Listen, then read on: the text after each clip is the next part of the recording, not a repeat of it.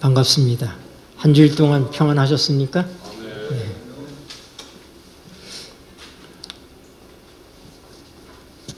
우리가 늘 기도하지만 더 열심히 기도해서 빨리 코로나가 이 시국이 끝날 수 있도록 하나님께서 크게 역사해 주시기를 우리가 더욱 열심히 간구해야 될 것입니다.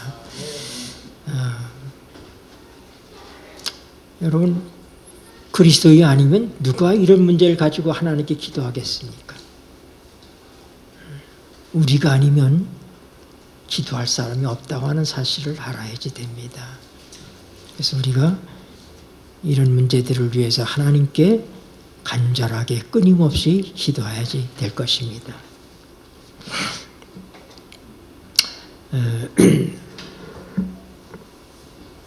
우리가 로마서 9장 공부를 시작을 했는데요. 사실은 성경을 공부한다고 말하지 않고 성경을 연구한다, 성경 강좌, 사실 저는 그런 말을 쓰는 것을 그렇게 좋아하지 않습니다.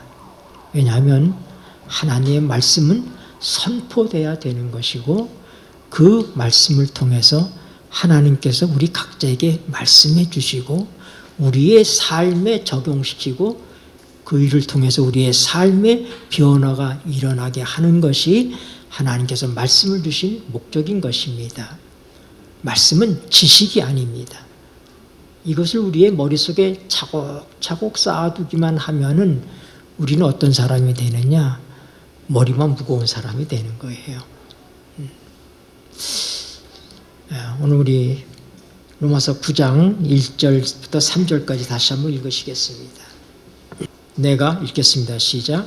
내가 그리스도 안에서 참말을 하고 거짓말을 아니하노라. 내게 큰 근심이 있는 것과 마음에 그치지 않는 고통이 있는 것을 내 양심이 성령 안에서 나로 더불어 증거하노니 나의 형제 곧 골육의 친척을 위하여 내 자신이 저주를 받아 그리스도에게서 끊어질지라도 원하는 바로다.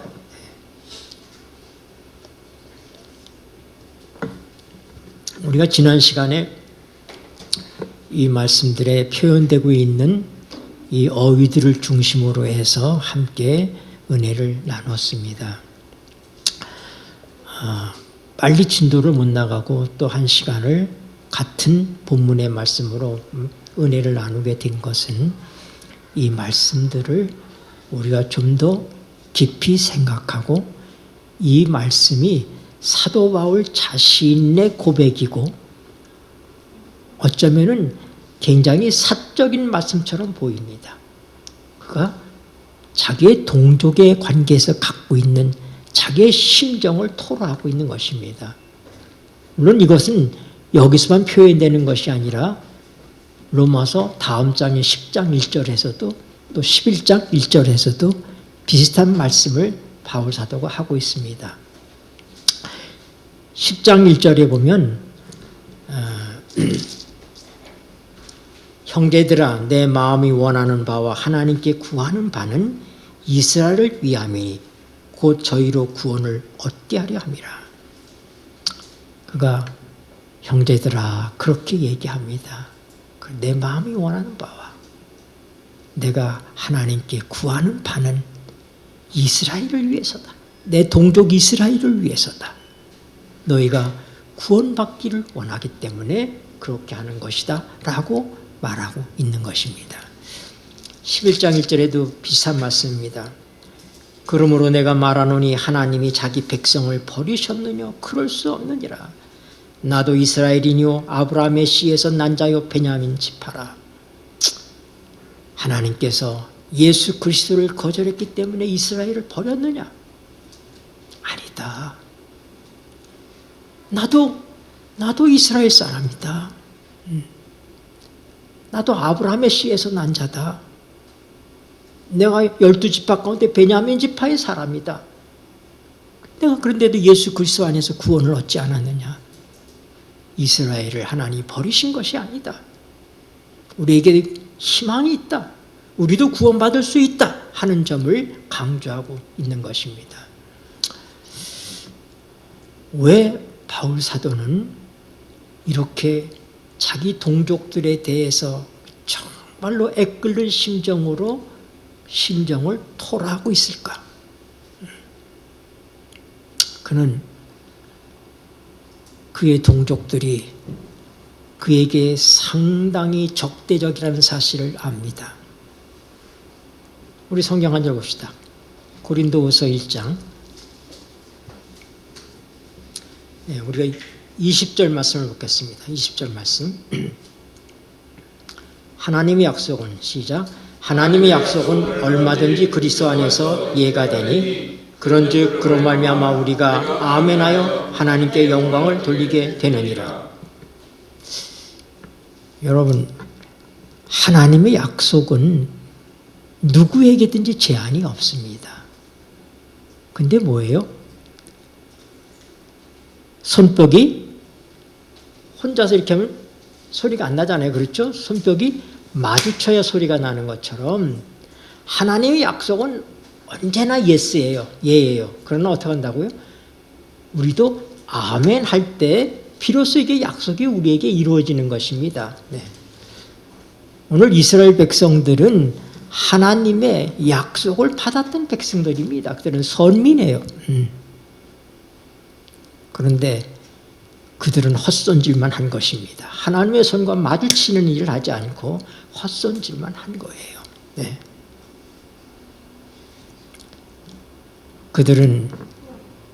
그들이 대단한 민족이라고 생각하고 하나님이 자기들만 사랑한다고 생각을 했습니다. 전에는 바울 사도와 유대인들 간에는 아무런 갈등이 없었어요. 아무런 긴장이 없었습니다. 왜냐하면 그는 유대교회에 아주 충실한 사람이었어요. 그가 얘기하기를 내가 연갑자들보다도 나보다 나이 많은 사람들보다도 내가 이 교회에 더 열심을 냈다. 그는 가장 철저하게 신앙하는 파인 바리새파 사람입니다. 또 그 당시에 최고의 랍비인 가말리엘에게 배운 사람이에요. 그러니까 대단한 엘리트 교육을 받았어요. 유대인들 가운데서. 그런데 그리고 예수 믿는 사람들을 박해하는데 제일 앞장을 섰던 사람이에요. 전에는 바울 사도와 유대인들 사이에는 아주 잘 맞았어요. 평화가 있었습니다. 문제가 없었습니다. 그런데 지금은 왜 아니죠? 무엇 때문입니까?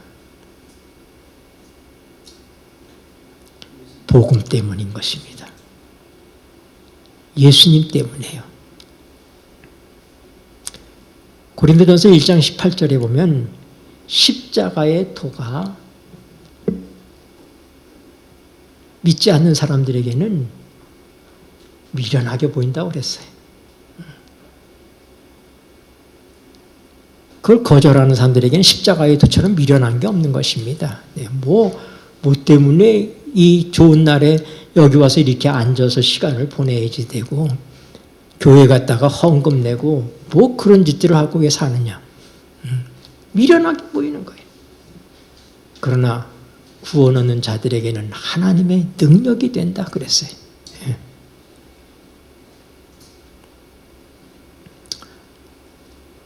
예수님께서 태어나셨을 때 결례에 따라서 그분이 이제 8일째 되었을 때 할례를 행하고 그리고 이제 하나님의 성전에 가서 봉헌을 합니다. 그럼 거기 제사장이 그를 받아서 이름 예수하고 이름을 써요. 근데 그 제사장도 이름을 예수라고 호적에 올리고 있는 게 쓰고 있지만은 이분 누군지는 몰랐어요. 그러나 나이 많은 시몬이라는 경건한 사람이 살았습니다. 근데 그는 평소에 하나님께서 내가 그리스도 메시아를 보기 전에는 죽지 아니하리라 하는 말을 들었어요. 그가 나이가 많았습니다.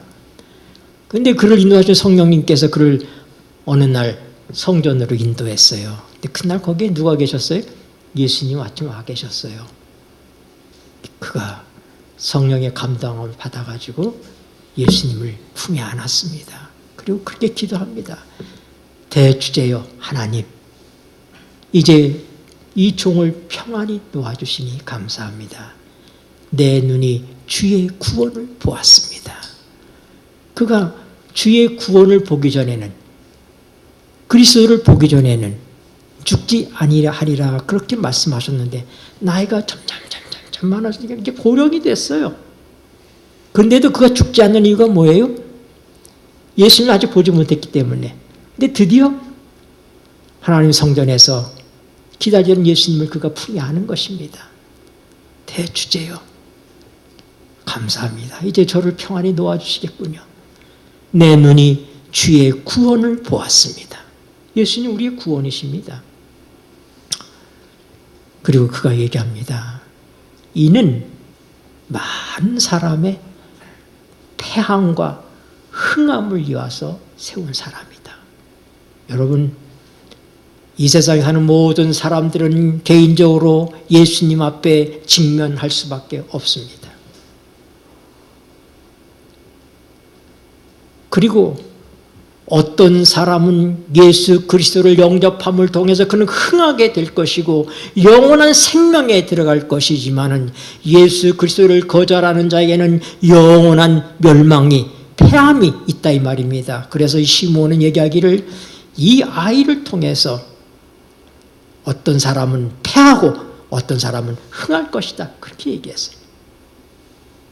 그리고 마리아에게 얘기하기를 내 마음을 참으로 찌르듯 하는 그런 아픔이 내게 있을 것이다. 왜요?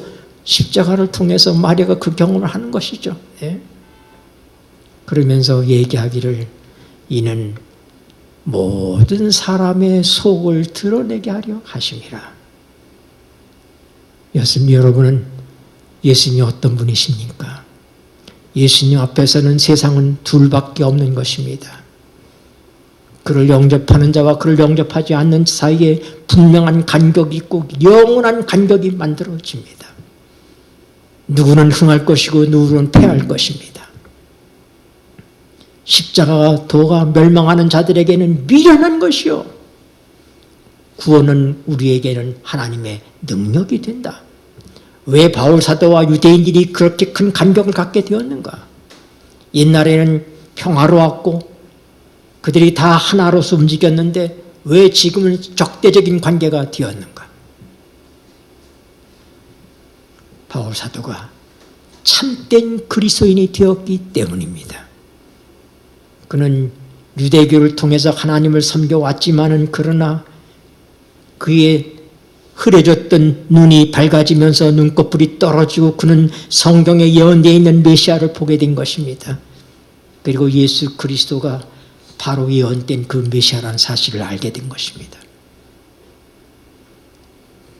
그래서 유대인들이 그를 핍박하는 거예요. 얼마나 그를 핍박했느냐.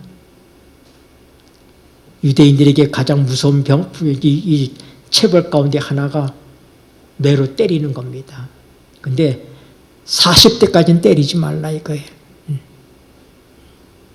40대까지 때리지 말고 하나 감한 데까지 때려 39대까지 때린다는 거예요. 바울 사도가 39대 매를 5번이나 맞았습니다. 얼마나 유태인들이 그에게 못되게 했는가. 그런데도 바울 사도는 얘기합니다. 11장 24절. 내가 아까 1장 24절이라고 찾았는데 11장 24절이야. 한번 보십시오. 고린도서 11장 24절. 유대인들에게 읽겠습니다. 시작. 유대인들에게 40의 한한 감한 매를 5번 맞았습니다. 그가 하나님께 저주를 받아서 그의 이름이 없어지고 지워진다 할지라도 나는 내 동족이, 내 형제들, 내 골육 친척이 구원받았으면 좋겠습니다 하고 그렇게 고백하는 사도 바울이지만 그러나 유대인들은 그를 이렇게 대했습니다. 여러 차례 그를 죽이기 위해서 계책하였고 많은 올무와 시험과 모함과 그를 정말로 괴롭힐 수 없을 만큼 그 더 이상은 괴롭힐 수 없을 만큼 그런 괴로움으로 그에게 대했지만은 바울사도는 그들을 사랑했던 것입니다. 오늘 우리는 이 말씀을 통해서 그저 하나의 역사적인 사건으로 사도 바울이 이런 사람이었구나, 이렇게 했구나, 이렇게 우리가 이해한다면 성경을 기록한 의미와 목적이 없는 것입니다. 오늘 우리가 이 말씀을 다시 한번 살펴보는 것은 뭐예요? 지식적으로 이해하기 위한 것이 아니라 사도 바울이 그를 그렇게 괴롭히고 못살게 구는 유대인들, 자기의 동족들에 대하여 이런 끊임없는 근심과 고통으로 그들의 구원을 위해서 애쓰셨던 것처럼 오늘 우리는 어떤 입장에 있느냐? 내 부모, 형제, 나의 동족들에 대해서 우리는 어떤 삶을 살고 있느냐 하는 것이 바로 우리가 생각해 보아야 될 점인 것입니다. 성경을 지식적으로만 탐구하는 사람들이 있어요. 제가 신학교 다닐 때 우리 김수호 목사님, 우리 저기 오신 김수호 목사님은 일본에서 중학교, 고등학교, 대학교 1학년까지 다녔습니다. 그리고 대학교 2학년 때 일본 우리 삼육대학에서 우리 삼육대학으로다가 전학을 왔어요. 그래서 제가 신학교 2학년 수업 때부터 같이 공부를 했어요. 근데 제가 신학교 1학년 때는 기숙사 생활을 했습니다. 1년 동안. 그래서 우리 신학교 1학년생들하고 늘 기숙사에서 같이 지냈습니다. 근데 저 천안에서 올라온 한 친구가 있었어요. 지금 현재까지도 목회를 하고 있습니다. 근데 이 친구는 참 독서를 좋아하는 친구예요. 식당에 아침, 점심, 그 저녁 시간 식당에 가면 줄이 길게 늘었습니다. 이렇게 배식을 받기 위해서. 그럼 거기서도 그 친구는 늘 이렇게 책을 읽고 있어요. 그래서 이제 안경을 썼는데 책을 이렇게 열심히 보고 있습니다. 여러 신학서적들을 보는 거예요. 특별히 엘리제 화인 여사가 쓴 우리 예언의 신들을 많이 읽는 그런 친구였어요. 근데 주말이면 이제 집에들 다녀옵니다. 어느 주말 집에 갔다 오더니 일요일에 저녁 때 만났어요. 만났는데 이 친구가 나한테 오더니 저는 그때 결혼을 해서 아이가 둘이 태어나고 늦게 신학을 공부했지만은 이제 저같이 공부하던 친구들은 이제 깎아머리면 하고 이제 대학생이 된 사람들이잖아요. 그러니까 한참 동생들이죠. 그러니까 늘 저한테 그저 큰형처럼 대하면서 그렇게 늘 자기들 속에 있는 얘기를 잘 털어놨는데 이 친구가 형, 난 이제 이딴 책 다시는 안 볼까 하면서 그 신학적인 서적을 갖다 땅에다 패대기를 치더라고요. 이 친구가. 왜 그래? 그랬더니 얘기하는 거예요. 자기 이모부가 계신데 아주 장로님이시래. 그 천안교회 장로님이신데 얼마나 성경을 많이 연구하시고 보시고 또 엘리제 화인 여사의 글들을 아주 얼마나 많이 읽는지 모르는데 평생 그렇게 하나님 말씀을 많이 알고 공부해서 그 꼴밖에 안 된다면 안 하겠다는 거예요. 세상의 성질머리는 그렇게 괴팍할 수가 없고 그렇게 시시콜콜 목사님들을 괴롭히고 자기 이모부지만 이게 성경을 읽고 기독교 서적을 그렇게 많이 보아서 사람이 그 모양으로 된다면 이거 내가 읽을 필요가 뭐가 있냐고 그 패대기를 치는 거예요. 여러분, 우리가 지식이 많아지면 어떤 착각이 드냐면은 나는 다 이룬 것처럼 보여요. 내가 아는 지식이 전부 내가 그렇게 된 것처럼 보여요. 그리고 어떻게 돼요? 내가 아는 지식을 가지고 다른 사람을 판단하게 되는 것입니다. 말씀이 내 속에 들어와서 나를 변화시키지 아니하면 이 모든 말씀이 내 삶 속에 적용해서 내 삶을 변화시키지 않고 지식으로 남아있으면 그것은 내가 아무리 율법을 잘 알고 율법을 강조하고 그러지만은 그 율법을 가지고 다른 사람을 판단한다면 그것이야말로 가장 비율법적이고 반율법적인 일이다. 우린 그렇게 말할 수 있는 것입니다.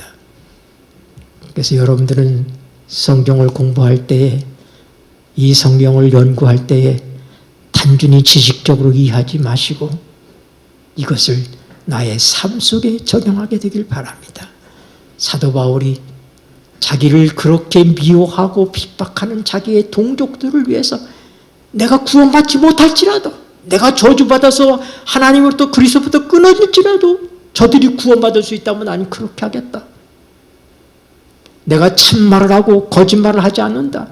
내가 성령 안에서 분명히 내가 말하지만 내가 지금 내 양심이 그런 마음이다 하고 그가 얘기하고 있는 것입니다.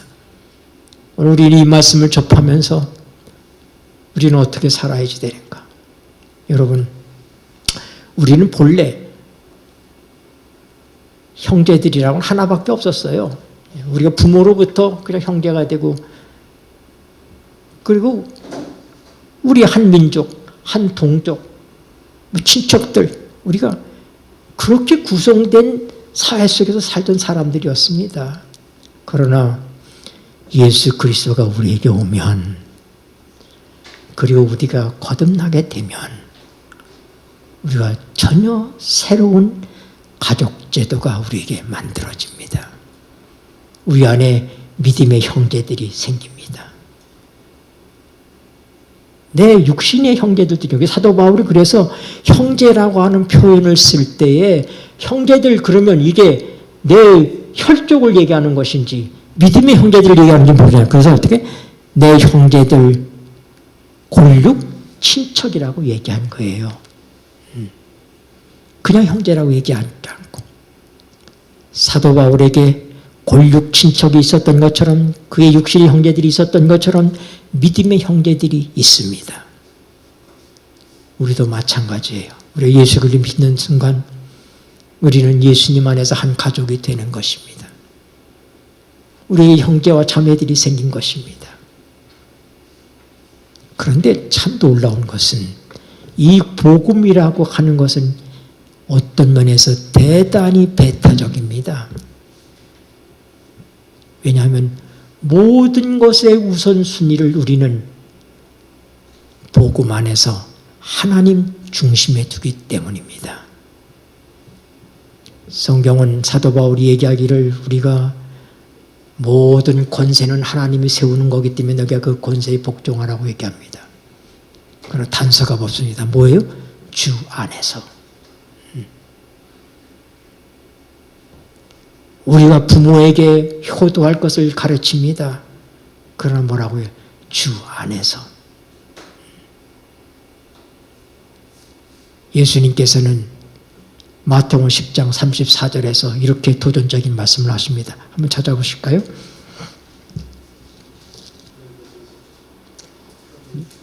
내가 세상에 읽겠습니다. 시작. 내가 세상에 화평을 주러 온 줄로 생각지 말라. 화평이 아니요 검을 주러 왔노라. 여러분, 이 말씀이 얼마나 우리가 이해하기 힘듭니까? 왜요? 예수님은 평강의 왕이시잖아요. 다른 성경에서 뭐라고요? 할 수만 있으면 너희가 평화하라. 8가지 복 가운데서도 8번째 복이 뭐예요? 화평케 하는 자는 복이 있나니 하나님의 아들이라 일컬음을 받을 것이며. 평화의 복음입니다. 근데 예수님이 얘기하기를 내가 화평을 주러 온 줄로 생각지 말라. 37절 읽어보세요. 37절. 35절도 읽어줄겠니? 내가 온 것은 시작. 내가 온 것은 사람이 그 아비와 딸이 어미와 며느리가 시어미와 불화하게 하려 함이니 사람의 원수가 자기 집안 식구리라. 아비나 어미를 나보다 더 사랑하는 자는 내게 합당치 아니하고 아들이나 딸을 나보다 더 사랑하는 자도 내게 합당치 아니하고. 네.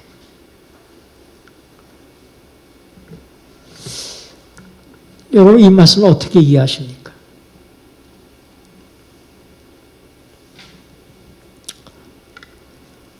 사도 바울이 그리스도를 만난 다음에 그에게는 피보다 더 진한 그리스도의 피로 연결된 형제 자매들이 생겼습니다. 그는 그의 전생애를 그리스도를 만난 다음부터 그의 전생애를 그들을 위해서 살았어요. 만약 그리스도를 만나지 않는다면 어떻게 할까요? 우리가 우리의 원래의 가족들, 원래의 관계를 갖고 있는 사람들 중심으로 우리 인생이 살아가겠죠. 저도 이제는 세상 친구들이 거의 없습니다. 제가 고학하느라고 고등학교를 유한공업고등학교를 다녔어요. 왜냐하면 전교생이 장학생이니까 제가 그 학교를 다녔어요. 거기서 친하던 제 친구들이 있었어요. 근데 제가 지금 그 친구들 가운데 만나는 친구들이 거의 없습니다. 제가 친구가 있다면 우리의 김소 목사처럼 그렇게 우리 믿음 안에서 형제된 친구들이 있을 뿐이에요. 복음은 대단히 좀 배타적입니다. 네. 그러나 그렇다고 사도 바울이 그가 주님과 주님의 백성들을 위해서 그의 삶을 헌신했지만 자기의 동족에 대한 사랑이 없어진 것 아닙니다. 오늘 우리가 이 로마서 9장 1절로 3절의 말씀을 통해서 우리는 사도 바울이 어떤 삶을 살았는지를 살펴봐야 되는 거예요. 그는 한 번도 자기를 죽이려고 하고 그렇게 괴롭히는 유대인들에 대해서 원망한 적이 없습니다. 대적한 적이 없습니다. 맞선 적이 없습니다. 어떻게 그럴 수 있었죠? 그것은 사도 바울이 자기를 알았기 때문입니다. 자기의 과거를 알기 때문입니다. 디모데전서 1장 있는 말씀 보십시다. 내가 전에는, 읽겠습니다. 시작. 내가 전에는 회방자요 핍박자요 포행자였으나 도리어 국류를 입은 것은 내가 믿지 아니할 때에 알지 못하고 행하였습니다. 그는 그의 사랑하는 믿음의 아들 디모데 젊은 목회자에게 편지를 써보내면서 그는 그렇게 자기를 고백합니다. 내가 전에는 회방자요. 뭐에 대한 회방제? 그리스도인들에 대해서, 이 기독교에 대해서 나는 회방하던 자요, 핍박하던 사람이요, 포행자였다. 심지어 포행자라고 표현합니다. 포행자였다. 자기에 대해서 그렇게 참으로 무섭게 또는 사납게 악랄하게 그렇게 대적하는 자기의 동족들을 보면서 사도 바울은 그들을 불쌍히 여기는 것입니다. 그들에게 잘못한 게 뭐가 있습니까?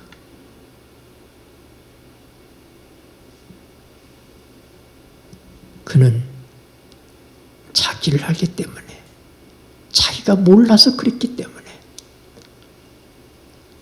그것이 마치 하나님께 충성하는 것처럼 생각했기 때문에, 자기를 죽이기 위해서 안다라는 그 유태인들, 자기를 그렇게 핍박하는 그들을 보면서 저 모습이 과거의 나의 모습이야. 그러므로 그는 그런 동족들을 이해할 수 있는 것입니다. 그들을 원망할 수가 없는 것입니다.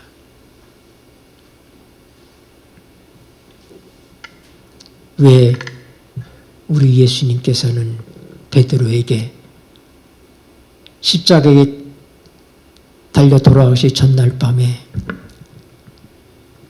시몬아 시몬아 사단이 너를 밀가부로 뜻 그렇게 내게 청구했지만 나는 내 믿음이 떨어지지 않기를 기도했다. 너는 돌이킨 후에 내 형제들을 굳게 해라. 여러분, 베드로는 낙인이 찍힌 것처럼 보여요. 그는 예수님의 수제자로서 주님이 십자가를 지실 때에 죽을지라도 오게든 어디든 나는 주님 배반하지 않고 따라가겠습니다. 큰 소리 쳤지만은 주님이 말씀하신 대로 그는 새벽 닭 2번 울기 전에 예수님을 3번씩 부인했습니다. 근데 우리 주님께서 그렇게 말씀하시는 거예요. 너는 내 믿음이 떨어지지 않길 내가 기도했는데 돌이킨 다음에 내 형제들을 굳게 해라. 여러분, 우리가 지난번에 공부한 것처럼 모세는 지면에 있는 모든 사람보다 그의 온유함이 승했다고 얘기했어요. 어떻게 그럴 수 있었어요? 그는 40년 전에는 어떤 사람이었어요? 애굽 사람을 쳐서 죽인 사람이에요. 살인자예요.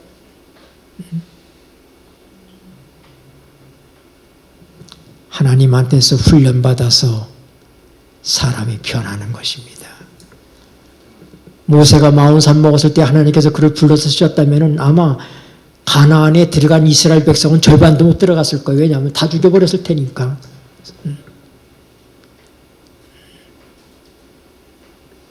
그런데 40년 동안 그가 낮아지고 온유하고 겸손함을 배우게 되었을 때 드디어 하나님께서 그에게 그의 백성을 맡기신 것입니다. 그의 온유함이 지면에 있는 모든 사람보다 승하였다. 베드로는 참으로 주님을 배반하고 주님을 떠나는 사람들을 볼 때마다 그는 자기가 어떤 사람인지를 생각했을 거예요. 우리는 사람들이 복음을 거절할 때 얼마나 속상합니까? 그리고는 성경에 보니까 거절하면 발에서 먼지를 떨어버려야 이런 말씀도 있거든요. 그리고 다른 동네로 가라고 그랬잖아요. 그러니까 우리가 너무나 쉽게 포기해버리고 저 사람 가망이 없어.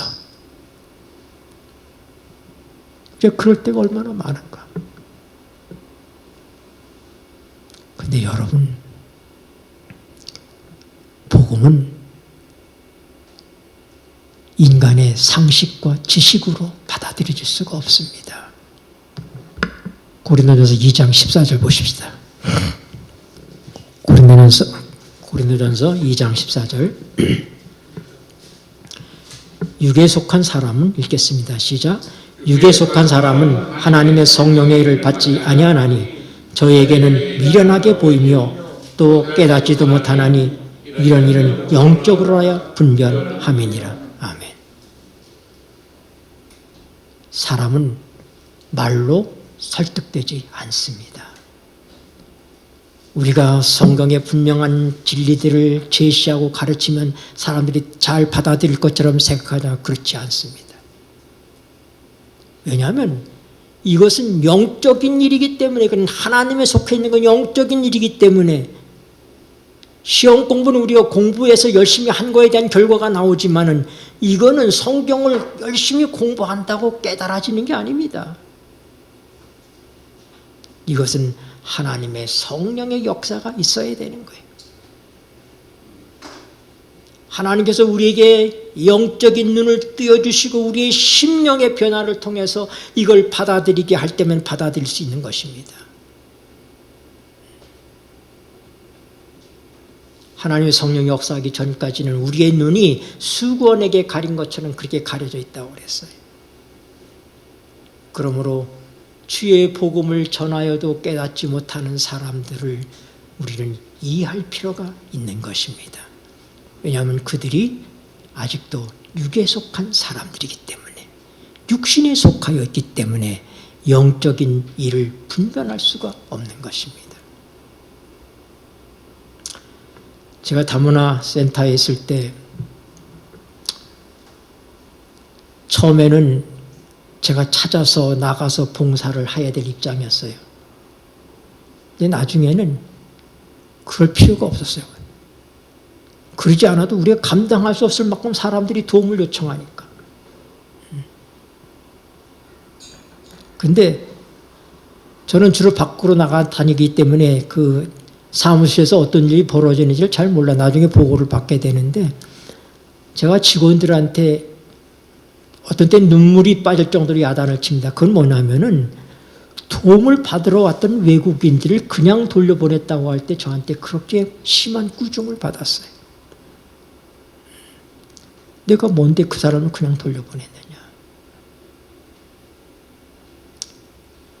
우리 직원은 우리 센터를 생각할 때 자금이 없으니까 넉넉하지 않으니까 그 사람을 돕기 시작하면 무한한 자금이 들어갈 것 같으니까 그는 그렇게 생각해서 그를 좋게 돌려보냈는데 저는 그렇지 않은 거예요. 내가 그 직원보다 마음이 너그러워서가 아닌 것입니다. 요한복음 6장 44절에 보면은 내 아버지께서 이끌지 아니하면 누구라도 내게 올 자가 없다. 내게 오는 자를 내가 마지막 날에 다시 살리리라. 그렇게 말씀하셨어요. 여러분, 근데 누구 하나님께서 택하신 자인지 우리가 모르잖아요.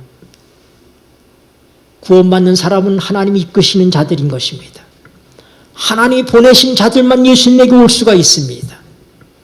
그런데 200만이 먹는 많은 외국인들 가운데 저 원곡동 구석에 있는 우리 센터를 찾아오는 사람, 그 사람이 어떻게 해서 거기까지 왔을까? 혹시 이 사람이 하나님이 택하셨기 때문에 이 사람을 내게 이끌어 보낸 것이 아닌가? 나는 모르는 것입니다. 그러므로 내가 그를 거절해서는 안 된다는 생각을 늘 갖고 있었어요. 만약 그 사람이 하나님이 보내신 자라면은, 그래서 어떻게 하든지 그들을 만나고 도움을 주고 그가 하나님의 택한 자라면은 그런 일들을 통해서 그리스도를 영접하게 될 것이고, 그렇지 않은 자라면 아마 그런 일이 일어나지 않겠지만은 내가 판단할 수 없기 때문에 오는 자들을 내치지 못했던 것입니다. 여러분, 우리는 누가 하나님이 이끌고 있는 사람인지 알지 못합니다. 그러나 우리는 모든 사람에게 관심을 가져야지 돼요. 사도 바울이 그랬던 것처럼 우리는 우리의 가족들, 우리의 친지들에게 그렇게 해야지 됩니다. 여러분, 이 복음은 얼마나 위대합니까? 우리는 분명히 주님께서 우리에게 주신 영생과 머지않아 우리 주님이 구름 타고 우리를 데리러 올 것을 분명히 믿고 알고 있는 사람들입니다. 이 땅에 있는 모든 것들은 놓아두고 떠나야 될 것을 아는 사람들입니다. 그런데 저 밖에 있는 사람들은 모릅니다. 이 세상에 있는 것이 전부라고 생각하고 살아갑니다. 그런 가운데는 내 부모도 있고 내 형제도 있고 친지도 있습니다. 우리가 좋은 것을 알았으면 나누고 싶은 것이 우리의 심정입니다. 그게 우리의 본성이에요. 우리가 알았던 이 복음을 우리는 다른 사람들에 대해서 그냥 있을 수가 없어요. 로마서 1장 14절에서 사도 바울이 얘기합니다. 나는 헬라인이나 야만인이나 지식이 있는 자나 지식이 없는 자 모두에게 내가 빚진 자다. 우리가 하나님의 복음을 알았다는 것, 이 복음을 가졌다고 하는 것은 우리는 세상 사람 모두에게 빚진 자라 이 말입니다. 이 귀한 사실을 사람들에게 알려주지 아니하면 그들은 멸망받고 말 것입니다.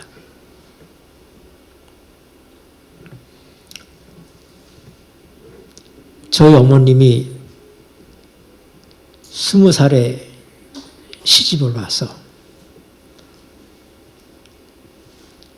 6.25 동란 때 저희 아버지, 제가 뱃속에 3개월 있을 때 저희 아버지가 이제 학교에서 찾는다고 하는 소식을 듣고 피난 중에 학교를 찾아갔는데 그 다음부터 저희 아버지가 돌아오지 않았습니다. 저는 어머니와 함께 성장을 했어요. 저희 외가가 부역 홍산이었는데 제가 거기서 태어났어요. 그리고 그 홍산에 있는 교회가 운영하는 유치원을 제가 다녔습니다. 늘 결혼식이 그 유치원에서 있었어요. 저는 그 교회가 참 좋았습니다. 근데 어릴 때 우리 어머니의 소원이 뭐냐면 자기는 이렇게 화목한 가정에서 교회에 다니고 하나님 믿고 하는 것이 그게 소원이라고 그랬어요. 근데 제가 초등학교 들어갈 때 어머니와 헤어졌습니다. 어머니가 재혼을 하셨어요. 그리고 저는 친가에서 성장을 했고 초등학교를 졸업한 후에야 어머니를 만날 수 있었습니다. 그 다음부터는 저희 집은 꽤 그 양반 이런 걸 찾는 집이었어요. 그래서 저희 어머님이 재혼한 것을 굉장히 부끄럽게 생각하고 양반집에서 저희 어머니를 저를 못 만나게 했습니다. 사실상. 근데 제가 이제 방학 되면은 몰래 거기 들려서 잠깐 엄마를 보고 오고 이렇게 했어요. 제가 늦게 이제 신학 공부를 시작을 했습니다. 근데 우리 어머니 집에 가보면 장사를 하니까 고사를 지내는 거예요. 이렇게 고사를 지내고 이런 걸 볼 때 마음이 참 아팠어요. 엄마가 옛날에 소원이, 처녀 때 소원이 그리스도인 가정에 시집가서 교회 다니고 이러는 것이 그의 소원이라고 그랬는데 우리 엄마가 어떻게 저렇게 변했을까? 너무 불쌍했어요. 그래서 제가 우리 삼육대학에 있는 그 호수 그 위로 올라가면 숲이 있습니다. 이게 일부러 사람이 오지 않으면 올 수 없는 그곳에 제 기도처를 마련을 했습니다. 그리고 매일 시간을 정해서 그 기도처에 가서 무릎을 꿇었어요. 하나님, 내 육신의 어머니, 불쌍한 어머니, 젊은 나이에 혼자 돼서 불행하게 재혼해서 저희 어머니가 7자녀를 길렀어요.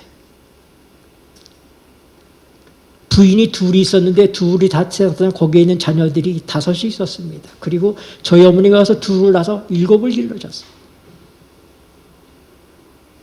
고생하는 어머니의 모습을 보면서 우리 어머니가 구원받아야지 될 텐데 이 땅에서는 비록 불행하게 사셨지만 구원받아야지 될 텐데 제가 작정 기도를 한 1년 이상을 했습니다. 그리고 어느 여름방학에 제가 광천에 사는 우리 어머니 집을 방문했어요. 며칠 지나서 이제 교회 가는 날이 됐습니다.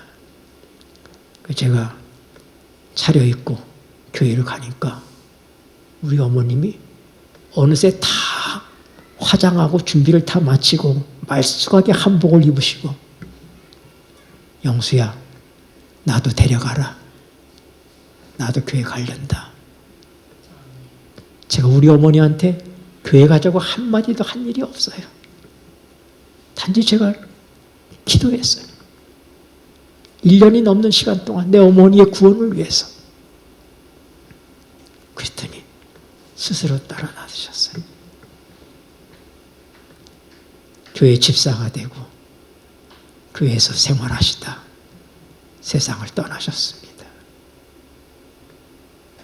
우리 어머님이 그렇게 미신이나 섬기는 그런 가운데 세상을 떠났다면 제가 얼마나 절망스러웠겠어요. 여러분, 우리가 이런 절망을 경험하지 않기 위해서라도 우리가 우리의 부모, 형제, 우리의 친척들을 위해서 사도 바울이 가졌던 이런 마음을 가져야지 되는 것입니다. 시간이 벌써 많이 지나갔는데요. 여러분, 한 가지 기억해야 될 것은 사도 바울은 그가 말하는 것처럼 이방인의 사도가 됐습니다. 그는 그의 태생으로 보나 그의 학문적인 배경과 모든 것을 볼 때 그는 할례자들의 사도가 되어야 될 사람이에요. 그가 만약 선택했다면 그는 유태인들을 위한 사도가 됐을 것입니다. 그런데 왜 사도 바울이 이방인의 사도가 됐습니까? 그것은 자기의 선택의 문제가 아니라 하나님께서 그렇게 인도하신 것입니다. 그는 하나님의 인도를 따르는 사람이에요. 오늘 우리의 삶이 이 사도 바울이 살았던 바로 그런 그가 왜 이방인의 사도가 되어서 그렇게 많은 어려움들을 세계 각곳을 다니면서 복음을 전하고 끝내는 네로 황제에서 목뱀을 받고 죽음을 당하야지 되었는가 하는 것들을 생각할 때 그는 성령을 쫓아서 산 사람이었다. 하나님의 뜻이 그 삶의 최우선순위였다. 사도행전 16장 6절과 7절에 보면은 사도 바울이 아시아에서 복음을 전하려고 했습니다. 그랬더니 하나님께서 그걸 허락하지 않았어요. 그래서 그가 이제 그 아시아는 소아시아를 얘기해. 소아시아에서 복음을 전하지 못하게 하니까 사도 바울이 어디를 갔느냐면 이제는 저 길리기아와 갈라디아 땅을 이렇게 지나서 이렇게 북쪽으로 올라가서 무시하라는 곳에 갔습니다. 바닷가에. 그래서 무시아서부터 이제 아시아는 못 가게 하니까 저 비두니아 쪽으로다가 이렇게 올라가려고 생각을 했어요. 그런데 예수의 영이 허락지 않았다고 그랬어요. 그러니까 이제는 아시아도 갈 수가 없고 위로도 올라갈 수가 없고 그러니 그는 무시아서부터 어떻게 해요? 내려오다 보니까 드로아라고 하는 항구에 그가 들어가게 됐습니다. 거기에서 그가 꿈에 저 유럽 마게도냐에서 사람들이 손을 부르면서 우리를 와서 도와달라고 하는 그런 꿈을 꾸게 됩니다. 그때 사도 바울은 하나님께서 이 아시아명 복음을 전하는 게 아니라 유럽의 복음을 전하라고 그러셨구나. 그렇게 알고 그는 배를 타고 마게도냐로 갑니다. 거기서 이제 몇 군데 다녀서 마게도냐 중에서 제일 큰 성인 빌립보에 갔습니다. 며칠 지나서 안식일이 됐습니다. 그 큰 빌립보에는 유대인의 회당이 없었어요. 그래서 그는 조용한 강가를 찾아 나갔어요.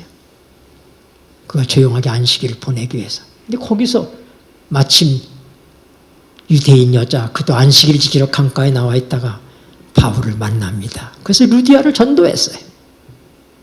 모든 게 순조롭습니다. 그리고 그 빌립보에서 전도하는데 귀신 들려 점을 치는 여자가 있었어요. 그런 종이 하나 있었어요. 어떤 사람의 종인데 귀신 들려서 점을 치는 것입니다. 그가 쫓아다니면서 전도하는 걸 방해합니다. 이 사람들은 크신 하나님의 종이다면서 떠들어대는데 며칠 동안 괴로워 견딜 수가 없어서 사단아 나오라고 야단쳤더니 귀신이 나가버렸습니다. 잘했어요? 잘못했어요? 모든 게 하나님께서 하라는 대로 한 거잖아요. 그랬더니 이 여자의 주인이 점쳐서 돈을 벌다가 귀신이 나가버리니까 돈을 벌 수가 없잖아요. 그러니까 사람들 들고 일어나서 폭동을 일으켜서 바울과 실라와 그 일행들을 죽도록 두들겨 패고 관청에다가 고발해서 감옥에 가둬버렸습니다. 그 빌립보 감옥에 갇혔어요. 뭘 잘못했어요, 사도 바울이? 아시아에서 복음을 전하지 못하게 해가지고 그가 어떻게 해요? 저 무시아까지 와서 비두니아로 갈랬더니 거기도 못 가게 하고 드디어 마게도냐로 오게 하더니 감옥에 갇혀버렸어요. 그런데 사도행 16장에 보면은 바울과 실라가 감옥에서 기도하고 찬미하니라 그랬습니다. 절망하지 않았습니다. 그런 하나님 인도하심을 분명히 믿고 있었어요. 그랬더니 얼마 지나더니 지진이 나고 옥토가 흔들리더니 옥문이 다 열리고 그의 착고에 찼던 게 다 풀어졌어요.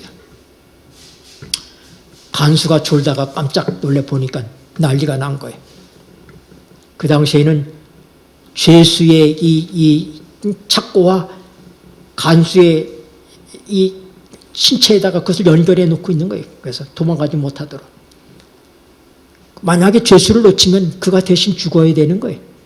이 간수가 내일이면은 자기가 죄수를 놓쳐서니 죽어야 되니까 자결하려고 칼을 빼서 자결하려고 그러니까 사도 바울이 그러지 마라.